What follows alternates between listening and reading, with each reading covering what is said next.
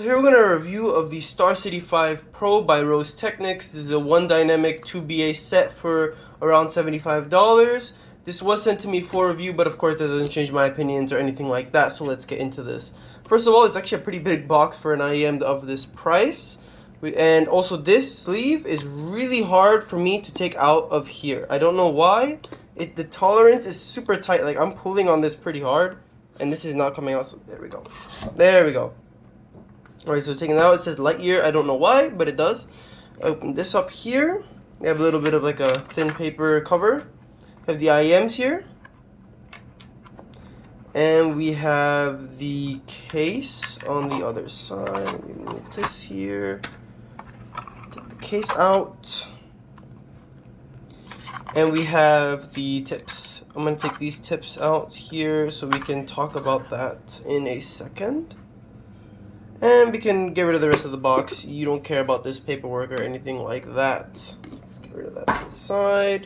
Alright, so in the case, which makes a really terrible noise when you open it, I hate the noise, you have a USB-C dongle, which is awesome. We'll talk about that in a second.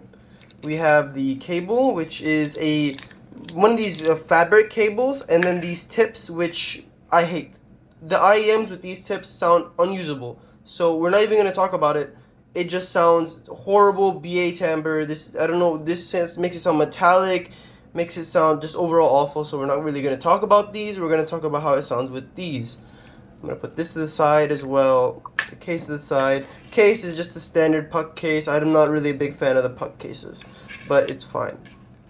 Alright, now let's talk about the cable. A lot of people don't like these fabric cables, and a lot of people swear by them. For me, I'm alright with the fabric cables. I don't love them, I don't hate them.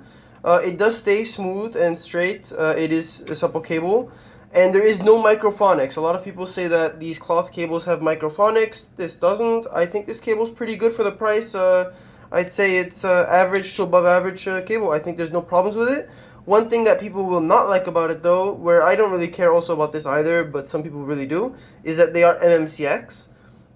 So if you don't like MMCX, that's just the way it is. I know a lot of people prefer 2-pin, and some people prefer MMCX. I'm fine either way. But yeah, these are an MMCX set of IEMs. Let's put the cable off to the side now.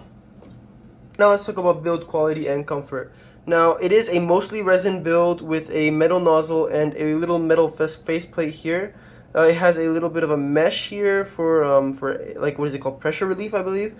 And overall, it was pretty comfortable to wear. They are very small, so I feel like if you have very big ears, it might be actually harder to fit in your ears, because I know that some people with very large ears have trouble with very small IEMs. Like, here's the EPZ Q1 Pro for reference, and the Q1 Pro is like perfectly sized for me, and I have pretty small ears. And so these are really small. Whether that is a good or bad thing is up to your ears, but overall I found them to be pretty comfortable. But again, I have small ears, so it's really up to you and your ears. Alright, now I want to quickly talk about two things. I want to talk about these tips, and I want to talk about this dongle. I want to say that these are amazing inclusions. Why am I talking about the tips on these IEMs specifically, saying that it's an amazing inclusion? These tips are wide bore and super soft. I don't know how to explain it. You can't see it on camera, obviously, it's to the touch, but to the touch, the silicone is super soft, very comfortable tips. I really like these tips to the point where I really want Rose Technics to sell these. Please, Rose Technics, sell these tips third party. I love these tips. I want to use them on other IEMs. They are a really nice set of ear tips.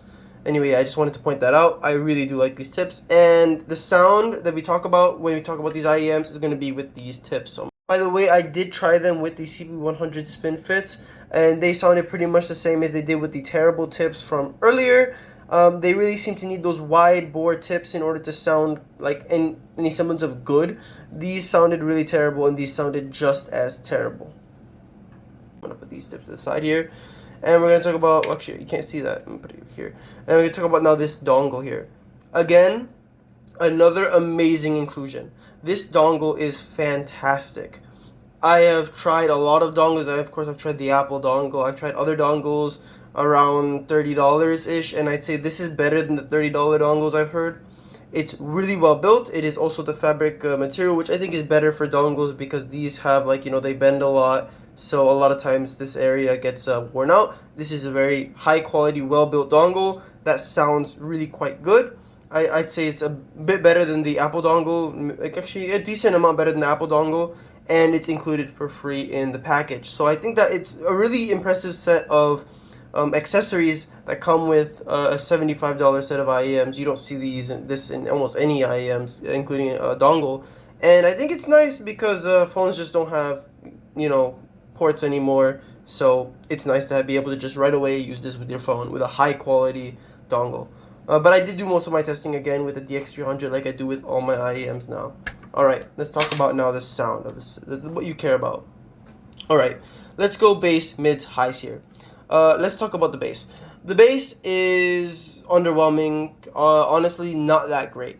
The bass is, first of all, it's a recessed bass. So if you're a bass head, you're not going to like these, period. They actually have a pretty low amount of bass compared to most IEMs I've heard in general. It's a very light set. It is still there, and it does have a decent hit, but it has really poor decay and almost no texture.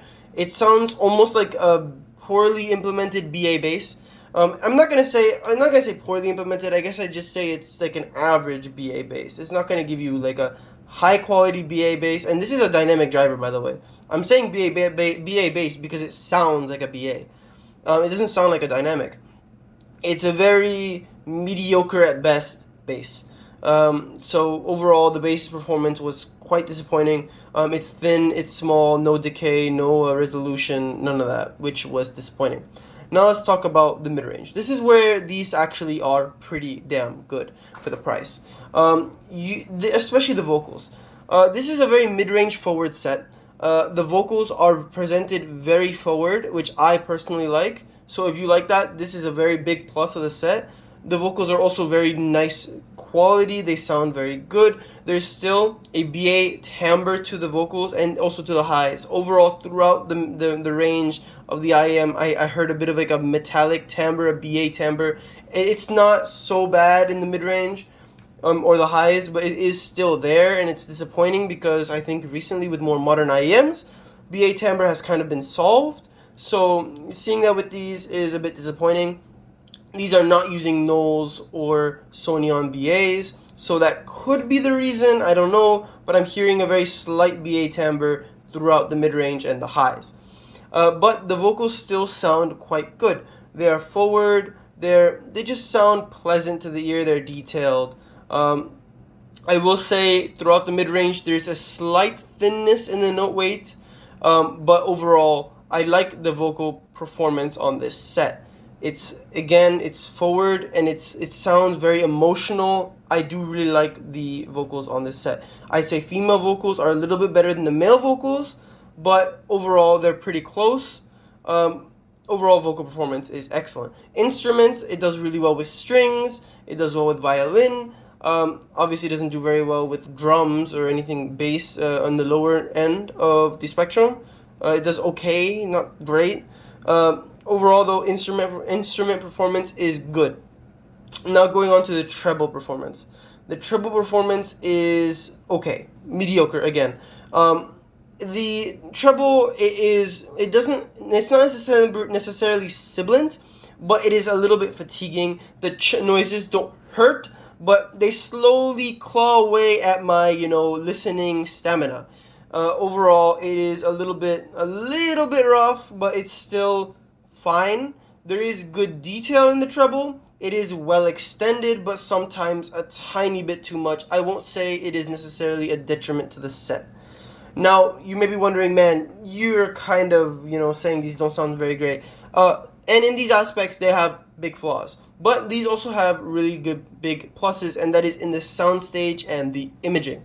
The soundstage on these is very, very wide.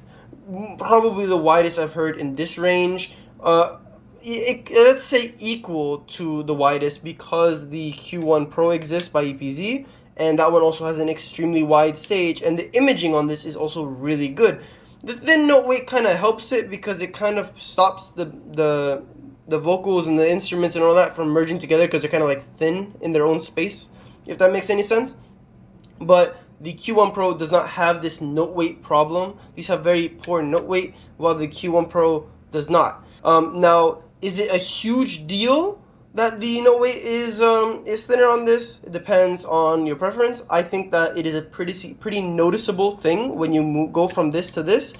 And you may be wondering, why am I bringing in a $30 IEM with a $75 IEM and not saying immediately these are terrible, don't buy them? And it really is for this dongle. This dongle saved this set of IEMs, not necessarily making it so I can recommend them, but it's also preventing me from saying that these are a bad deal. Because a dongle of this quality would cost you probably $20 or $30. So cut $30 off of this $75 set, and you got like a $40-something set, so it's pretty close. You know, the EPZ doesn't come with the dongle, obviously. It does have a better cable though, arguably though, because some people do like that fabric cable more. And also these tips are also excellent, so that's another thing. These two things, these two inclusions are what's making me say still that it could be worth it to buy this set. Anyway, back to the sound. The imaging is good. It is probably as good as the Q1 Pro. Another thing is that it really is not just the fault of it's not the fault of these necessarily. It's that the Q1 Pro is kind of absurdly good at the price at $30. I mean, like, I have the Hexa here as well, and I'm going to compare the sound in a second with the Hexa as well, which is $75, so like exactly the same price range, really. But the Q1 Pro I like more than the Hexa as well. So that's why I'm like, it's not necessarily a bad thing that these get beat out by, in sound quality, in my opinion, by the EPZ Q1, because honestly, it's just that the Q1 Pro is just really that good. Okay, let's talk about sound in comparison with these two sets right here. Overall, by the way, these sound on the brighter end. They're not a warm set. These are a bright set. So that's a big difference between these and the Q1 Pro for me. The Q1 Pro has a bit of a warmer tonality to it. Does not have this BA timbre that this has, but this is a brighter set. So if you like bright IEMs, you don't like warm IEMs, it is also making it more of an option than these. The Hexa is also a bright set, so it is between these two when you're talking about what bright set you want to have. In terms of vocal quality, I'd say the vocals are pretty even between these two in terms of quality, and I'd say the vocals are better on this than on the Q1 Pro, but that's mainly because of the presentation. I'd say there is more detail in the mid-range on these than the Q1 Pro, and the Q1 Pro pushes back the vocals a little bit while these push it really forward. These are in the middle, I'd say, not necessarily as pushed forward as these are, but not as far back as the Q1 Pro.